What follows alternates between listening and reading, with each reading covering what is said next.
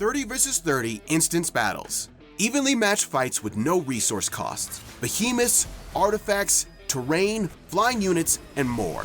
Experience them all in Roots of War. Greetings, lords and ladies. Today we'll be exploring Call of Dragon's brand new gameplay mode, Roots of War. Roots of War is available through the campaign screen. Alliances can sign up for Roots of War through the event page. To register, your alliance has to be in the top 20 in your server's alliance power rankings, and you must have built at least 10 alliance towers. Alliance leaders and officers can begin the registration process. Each alliance can nominate 30 combatants and 10 substitutes.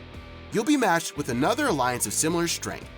The matchup is determined by your matchmaking rating, the number of combatants on your team, and how many recent victories you've won.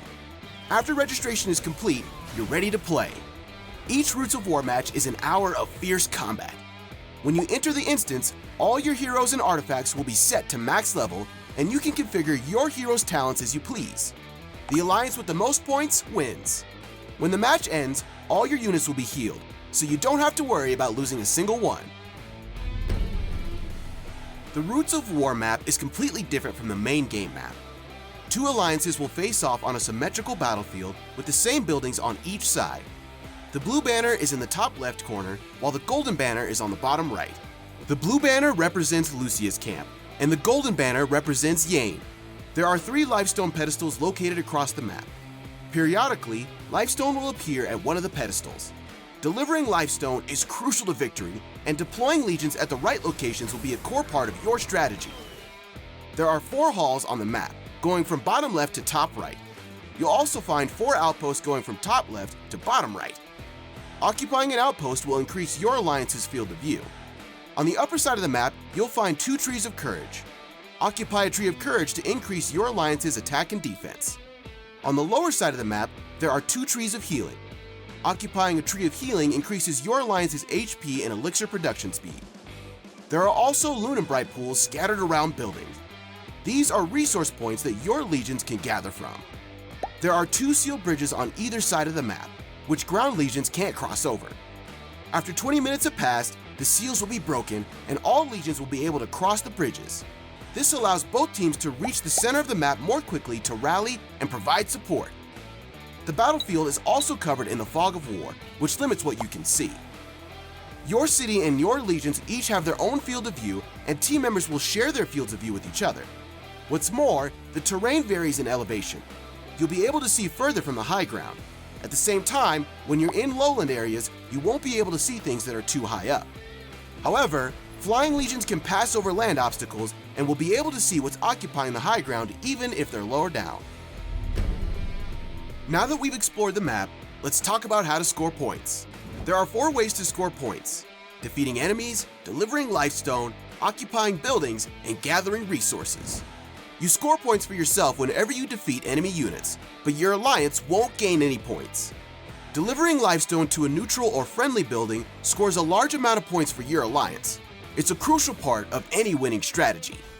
Lifestone will appear randomly at one of the 3 lifestone pedestals. The first lifestone will appear 15 minutes into the match and will disappear after 15 minutes have passed. If another alliance steals it from you while you're transporting it, the 15-minute timer restarts. After the lifestone has been delivered to a building, the next lifestone will appear 8 minutes and 15 seconds later. If the 15-minute timer runs out before the lifestone can be delivered to a building, the lifestone will disappear. A new lifestone will appear 1 minute later. Different buildings are worth different amounts of points. Occupying a hall will grant your team a large amount of points. The Tree of Healing and the Tree of Courage win you a significant amount of points. Outposts only grant a small amount of points. You'll also receive points continuously while you're occupying a building. Each building grants points the first time it's occupied, but only once per match. After you occupy a building, you'll receive points every minute while it remains occupied. Apart from occupying buildings and delivering lifestone, there's one more way to score points for your alliance: gathering from Lunenbright pools. When the match begins, these resource points will appear across the map. Empty Lunenbright pools will be refilled at 3 occasions during the match. If a pool hasn't been emptied, then it won't be refilled. One more thing that's crucial if you want to win: behemoths. In Roots of War, the Alliance Beastmaster can summon behemoths. Summoned behemoths will appear in your alliance's camp. Alliances can summon their first behemoth 10 minutes after battle begins.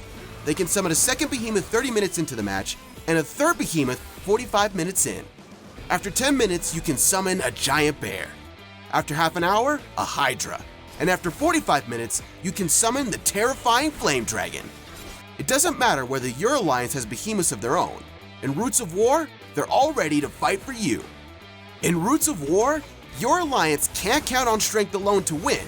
You'll have to work together and coordinate your strategy to claim victory. So get ready, lords and ladies, because it's time to charge into battle.